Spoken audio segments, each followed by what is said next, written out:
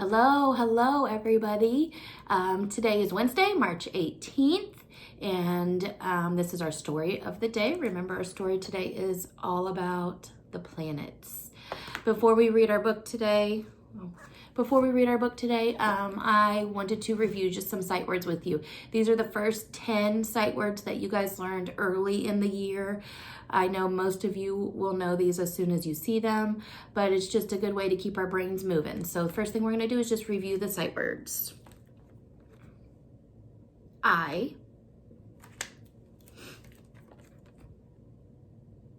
a, can, the, we, go. Remember our chant that we do in class when we see go? Go, go, G-O, go. Kindergarten, go. So I hope that sticks in your brain. You say that 100,000 times today. Just if it helps you remember how to spell go and to read it, then sing it all day. See, like, to, at. All right. Hopefully you knew all of those, or if not, maybe you can go back and watch them again and just get some good practice in. So today our book we're going to read is called Planet Name Game. And if you can see, it's one of our characters that we talked about a couple weeks ago. It is the Cat in the Hat. So today we're going to go through and learn a little bit about the planets in our solar system. One day the cat said, "Today we will fly and see all the planets way up in the sky. There are 8 planets that circle the sun. We can name them all and have lots of fun." First stop is the sun. Look, here we are. Have I told you that the sun is a star? Up in the sky, it may look like a dot. When you get close, you can feel it is hot.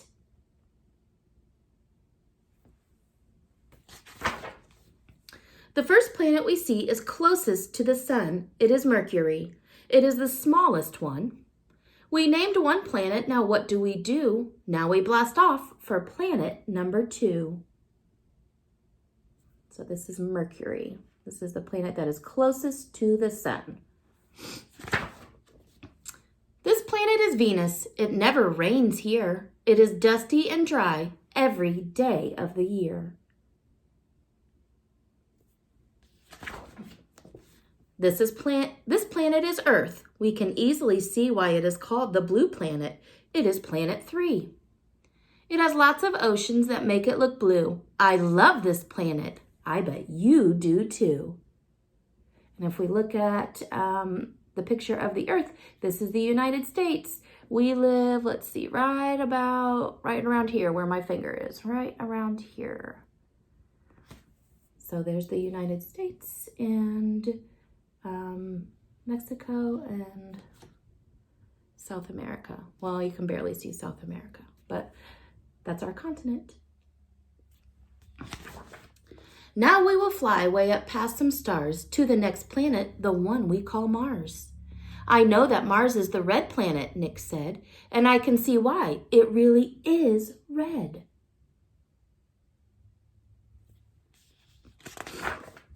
Jupiter, the cat said, is 5th from the sun. As you can see, it's the biggest one. We can see it is big when we fly beside it. The other planets could all fit inside it. Kind of cool. This planet is Saturn. We can see 2 things. It's the second biggest and it has bright rings.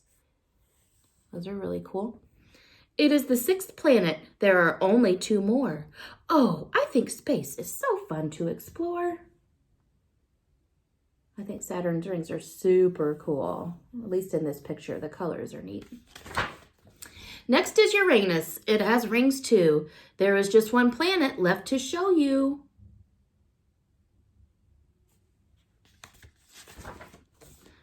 planet is Neptune. It is planet 8. We did it! Hooray! This name game is great. We named them all. Our name game is fun. We can do it again and start with planet 1. Here's the sun. I'll go through. Mercury and Venus were fun to see. Earth is where we live. It is planet 3. So we have Mercury, well, the sun, then Mercury, Venus, Earth. You remember what comes next? Let's see. We named Mars, and then we named Mars, and then we named Jupiter too. Saturn was the 6th planet that I showed you. Uranus, then Neptune. Our name game is done, unless we play it again, and we start with the sun. All right, so pretty cool book today. We got to hear all of the planets, and we did hear some things that make each planet unique. One of my favorite planets that we read about was Mars, and I think Mars is cool because on the surface it's red. It's always red, and it's known as the red planet. So something kind of cool. Think about which planet you liked, and think about what you learned about that planet. So something that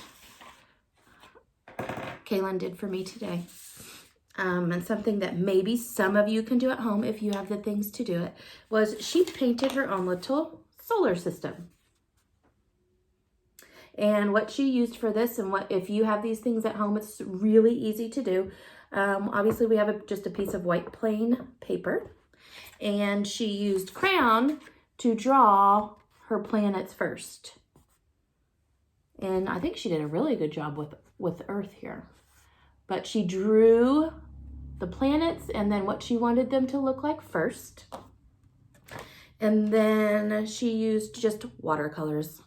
I bought these the other day at the store, so she had something to do. So if you have watercolors, which they're dripping because she just used them, and a crayon, you can create your own solar system. She had Earth, and then she made, this is supposed to be Mars, and then she said this is her own planet that she made up. I don't remember what she called it, but she did have a name for it. So maybe you can make up your own solar system. Give each planet its own name and its own unique design or something.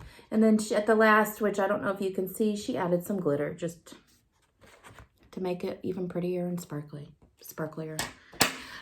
So today, oh my gosh, there's glitter everywhere. The other thing I wanted to talk about were the planets, because we have talked a lot about 3D shapes in class several times. And when I think about planets, think about the shape of a planet. It might look flat because it is all we have really ever seen are pictures of it. And we know 2D shapes are always flat. So it might be a little bit hard to imagine, but I think you can do it. So let's take a look at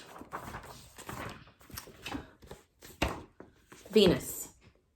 So we can see on the paper, it looks like a circle.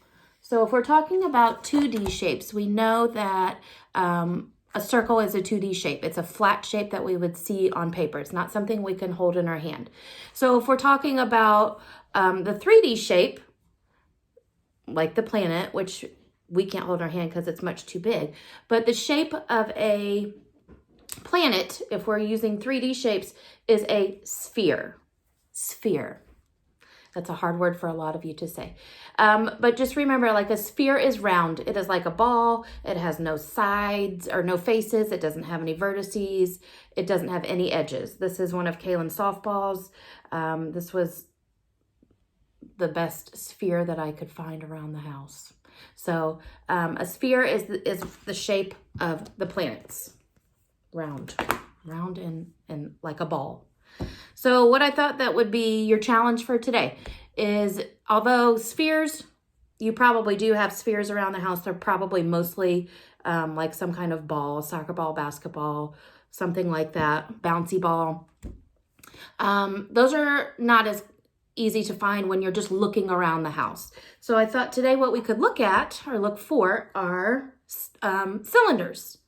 So we've talked a lot about cylinders. Remember, a cylinder has a circle, a flat circle for the top and a flat circle for the bottom. If you look real close, you can see the circle shape.